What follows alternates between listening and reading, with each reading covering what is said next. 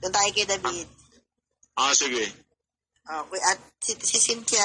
Ang totoo, galit ako sa inyo ang pambuhay kayo. Kaya nga sana nga, sabi ko nga sa inyo, kung masagasaan kayo, kasalanan nyo. So, di ba? Lumalabas ang aking pagkabalahura sa inyo dahil you damage my reputation as my dignity and integrity. You try to destroy David Dalagang the way you have done to me. So, karapatan ko magmura sa inyo. Ginawa niyo. Di ba? Kung makapag-fake news kayo. Pwede pa request, sagutin ko yun, importante lang para marinig yung sagot ko doon. Stop daw, stop. David, ganito eh. Kasi reputasyon yung sinasabi niya. David, ganito eh. Nung tinanong ka ng judge, sa harap natin, sinabihan ka na, "Uy, complainant, magpariglo ka ba?" Ang sabi mo, "Judge, no! It is not about money. It is not about anything. It is about our reputation of our family." Sinabi mo yan doon, di ba? Sinabi mo na yan. Pero hindi ka naman pinaniwalaan ng hukuman eh. Hindi ka niya pinaniwalaan. So wala ka nang dapat ulit-ulitin na reputasyon kasi mismo yung hukuman hindi naniniwala sa'yo na may reputasyon ka. Yun lang, Cynthia, sige tuloy. Wala naman nakatunayan. Wala. Sabi nga ng mga piskal, Sir David, it's okay. We know who you are. At saka, business na to. Hayaan mo na lang sila. Pero pwede naman namin kayong tulungan. So they offer to do what is supposed to be done. Pero ayoko naman mismo. So David, Wala akong ginawang ganun eh. Never in my fucking life. And yung sinasabi ni Hernani Patosa kahit sa Batangas, never in my fucking life to do that things that pwede akong pumatay pero yung sabi mong ganan, ma-rape. Fuck that, man. Even though marami ako naging babae, naging asawa, hindi ako desperado. Anak ng teteng. And dahil narinig mo ba, Day? Ito si Inday Marie Hernani Patosa. Hindi mo walang galit sa inyo. Kasama ka na dyan, Mark Anthony Di Matula. So, kung nakita tayo Mark Anthony Di Matula, I don't know what to do. So, ginawa niyo sa akin. Yeah. Huwag ka na magdabang-dabangan, wala ka naman nagagawa kahit kailan. Oo nga eh, nasa EDSA eh, kaso wala nga eh. kwentuhan ito. Gusto ko kwentuhan lalo kung may kape. Kailangan ko kape sa ready pa. Sige. Habang nagkukwentuhan. Sorry nagkakameron ako ng emotion, natitrigger yung normal lang yan. natitrigger yung emotion kasi yung Emotion, daw? Emotional pain.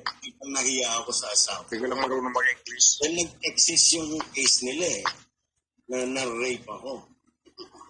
Kaso lang, yung nakita ko mga evidence ang ginamit, kung paano ko kinasuhan si Patosa. Kaya, ingat-ingat lang kayo at hindi pa tapos ang laban. I'm still alive. Hindi pa talaga tapos. Minsan natitrigger yung emotion ko, Brian. Pag yung ganitong napapag-usapan yung ginawa sa akin na hindi ako ganong klaseng tao. I can give my help. And natulungan ko din itong taong ito eh. Natulungan ko rin niya si Inday Marie in a way nung nakulong siya. Tapos ganun na ginanti sa akin.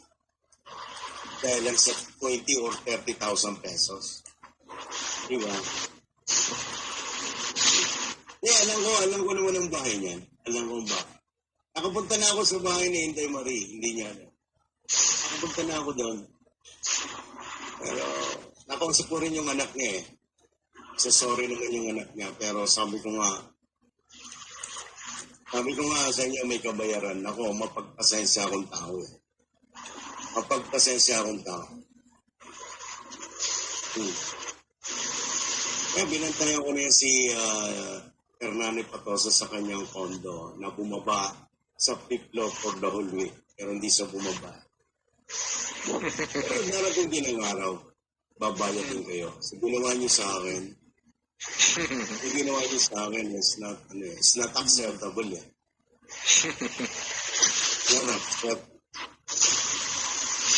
Magaling ka lang pag ikaw ang gawanan. Kahit mismo yung nagtawag ng kaso. Kilala mo yon, Inday Maris, yun yung naghawak ng kaso. Na piskal. Di ba? Alam nila na fabricated yung ginawa nyo. Kasi lalo na sa binigay mong salaysay, binigay mong mga picture lahat yun nung ikinasuhan ko si Atosa.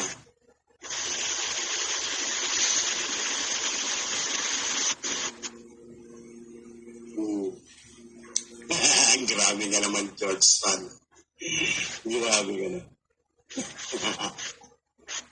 Ikaw kumukurot ka ba dyan, George Stan?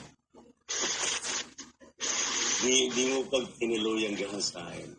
Oh my gosh. Kaya talaga, hindi ko maintindihan sa inyo. Ano ganit naman?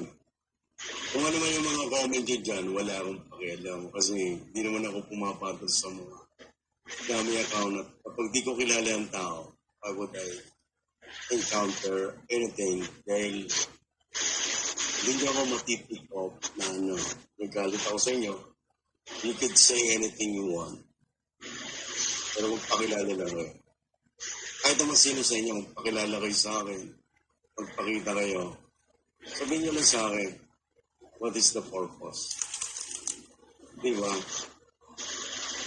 Kaya, huwag ganun. Hindi ako ganun. Kaya nga sabi ko sa inyo, there is a time na magbabayad din ng mga tao. Di ba?